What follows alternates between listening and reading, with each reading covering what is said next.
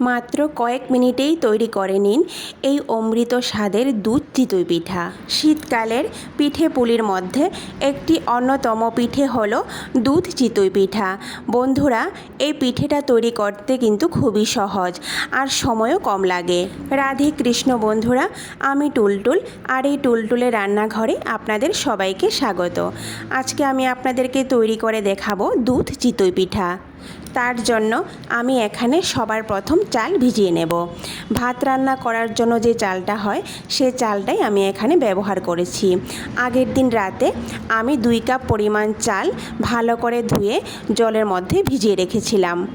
আপনারা কিন্তু যে কোনো চাল ব্যবহার করতে পারেন। এখন আমি একটা মিক্সি জার নিয়ে নেব। তারপর চালগুলি জল থেকে ঝরিয়ে মিক্সি জারের মধ্যে নিয়ে নেব। সবগুলো চাল আমি মিক্সি জারের মধ্যে নিয়ে নিয়েছি। এবার এর মধ্যে 2 থেকে 3 চামচের মতো জল দিয়ে পেস্ট করে নেব।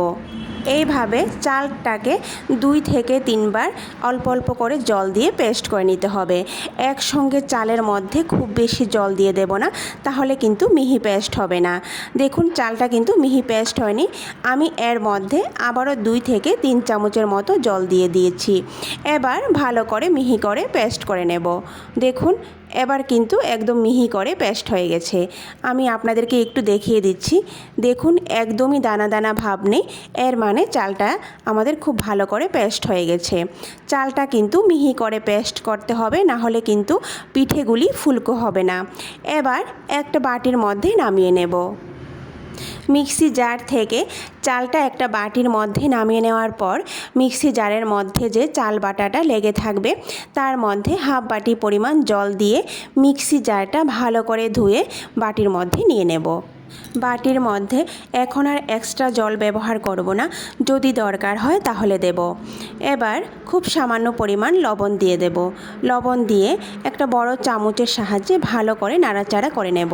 বন্ধুরা, পিঠের ব্যাটার কিন্তু ঘন হবে না, একটু পাতলা হবে, আবার একদমও পাতলা হবে না। দেখুন, চামচের পিছনে কিন্তু খুব হালকা একটা প্রলেপ পড়েছে। পিঠের ব্যাটার যদি ঘন হয়ে যায় তাহলে কিন্তু পিঠেগুলি ফুলকো হবে না।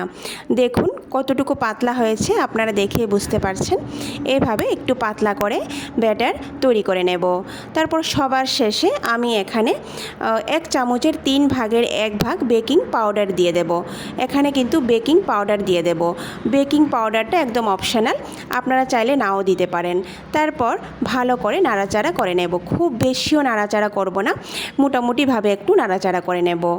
আর আমি আগে থেকেই চুলায় একটা লোহার আপে প্যান বসিয়ে দিয়েছিলাম।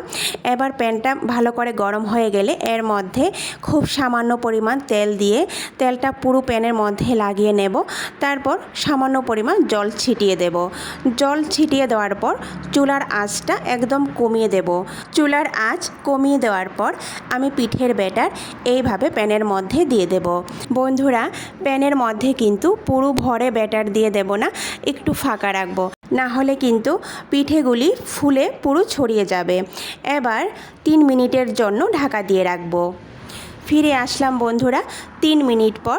বন্ধুরা, এই পিঠেগুলি হতে কিন্তু বেশি সময় লাগে না, 2 থেকে 3 মিনিটের মধ্যে কিন্তু পিঠেগুলি তৈরি হয়ে যায়। দেখুন বন্ধুরা, কতটুকু ফুলকো হয়েছে পিঠেগুলো। এই পিঠেগুলো কিন্তু আপনারা এইভাবে খেজুর গুড় দিয়েও খেতে পারবেন। এবার সবগুলো পিঠে আমি একটা বাটির মধ্যে নামিয়ে নেব। আর প্রত্যেকটি পিঠে দেওয়ার আগে কিন্তু প্যানটাকে একটু তেল ব্রাশ করে নেব আর একটু জলের ছিটা দিয়ে দেব। আমি পরের পিঠেগুলিকেও সেম একইভাবে তৈরি করে নেব।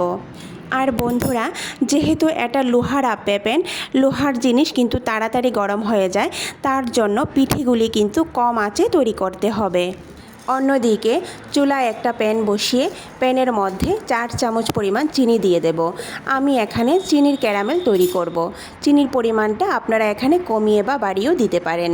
প্যানের মধ্যে চিনিটাকে এইভাবে ছড়িয়ে দেব আর কম আঁচে চিনিটাকে আপনা থেকে গলতে দেব। চিনিটা যখন গলে যাবে তখনই আমি নাড়াচাড়া করব, এর আগে কিন্তু নাড়াচাড়া করব না। চিনিটা যখন গলে যাবে তখন আমি আরও 30 সেকেন্ডের মতো চিনির রসটাকে নাড়াচাড়া করে নেব। তারপর যখন একটা সোনালি কালার চলে আসবে তখনই আমি এতে আগে থেকে ফুটিয়ে রাখা 1 লিটার পরিমাণ দুধ দিয়ে দেব। দুধ দেওয়ার সঙ্গে সঙ্গে দেখবেন চিনির রসটা শক্ত হয়ে গেছে। তারপর দুধটা যখন আস্তে আস্তে গরম হতে থাকবে তখন এই চিনির রসটাও কিন্তু ধীরে ধীরে গলতে থাকবে। এইভাবে মাঝারি আঁচে আমি 10 মিনিটের জন্য দুধটাকে ফুটিয়ে নেব। আর অনবরত কিন্তু নাড়াচাড়া করতে হবে, না হলে কিন্তু নিচে লেগে যাওয়ার সম্ভাবনা থাকবে। 10 মিনিট পর আমি চুলার আঁচটা একদম কমিয়ে দেব। দেখুন বন্ধুরা, পিঠেগুলি কতটা সফট হয়েছে আর কতটা ফুলকো হয়েছে। এই পিঠেগুলি এমনিতে আপনারা খেয়ে নিতে পারবেন। তারপর দুধটা ফুটে যখন একটু ঘন হবে তখনই আমি পিঠেগুলি দুধের মধ্যে দিয়ে দেব। আমি এখানে দুধটাকে 15 মিনিটের মতো ফুটিয়ে নিয়েছিলাম। এবার পিঠেগুলি দুধের মধ্যে দিয়ে দেব। বন্ধুরা, পিঠেগুলি কিন্তু দুধের মধ্যে দিয়ে চুলার আঁচটা বন্ধ করে দেব।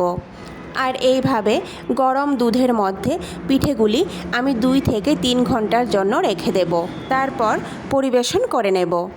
বন্ধুরা, দুধের মধ্যে পিঠেগুলি দিয়ে কিন্তু আর ফোটাবো না, চুলার আঁচ বন্ধ করে তারপর 2 থেকে 3 ঘন্টার জন্য ঢেকে রাখবো। 2 থেকে 3 ঘন্টা পর পরিবেশন করে নেব।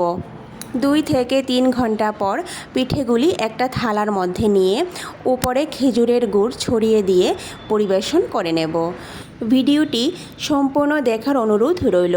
আর কেমন হয়েছে কমেন্ট করে নিশ্চয়ই জানাবেন। ভিডিওটি যদি ভালো লেগে থাকে তাহলে সবার শেষে লাইক, শেয়ার আর সাবস্ক্রাইব করে দেবেন। নমস্কার, আজকে এই পর্যন্তই। কথা হবে আবারও পরের ভিডিওতে।